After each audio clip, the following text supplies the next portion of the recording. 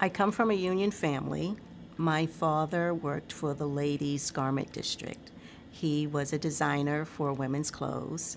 We grew up on the union label song, Look for the Union Label. I was a teacher for 40 years in Queens, District 27.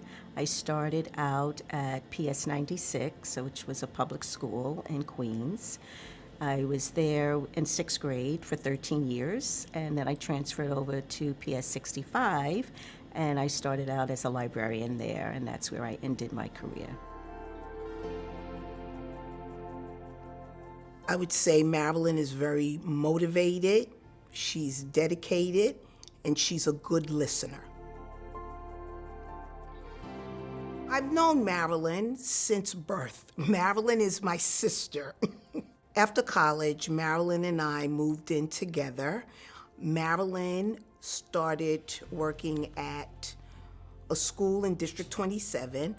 I was teaching at the Spanish American Institute, and Marilyn pretty much talked me into becoming a teacher. Anytime we got together, it was always about work and how we could support each other.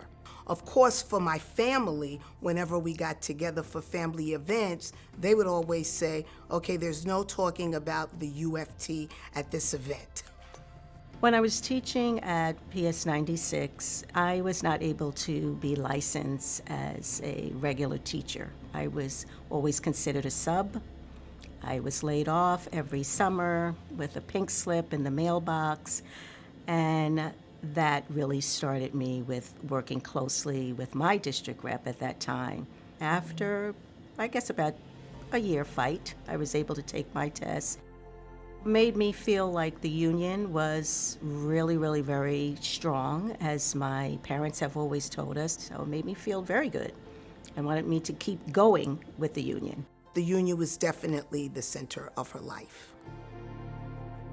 I started out actually as a para rep, and then I went on to a chapter leader, and from a chapter leader to a district rep. I was the first woman of color in Queens to be the district rep, so that was extremely rewarding in a lot of ways. Started as a paraprofessional, teacher, librarian, but really I know her through her work as the District 27 rep. And I could go into any school in her district and every single person knew her. District 27 in Queens is our largest district. There are 53 schools, and the district is quite diverse.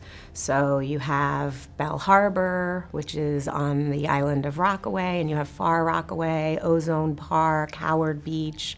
So it's a really fascinating district. She had a mission to uplift the students of the district and kind of navigate the politics of race there. In the beginning, it was a little difficult being a young black woman in a predominantly white, area. They were not very receptive to me, and my parents just always said, you respect yourself and other people will respect you. Marilyn wanted to see students equitably served. She saw her role as a union activist as being the bridge between the members that we represent and the students that they served.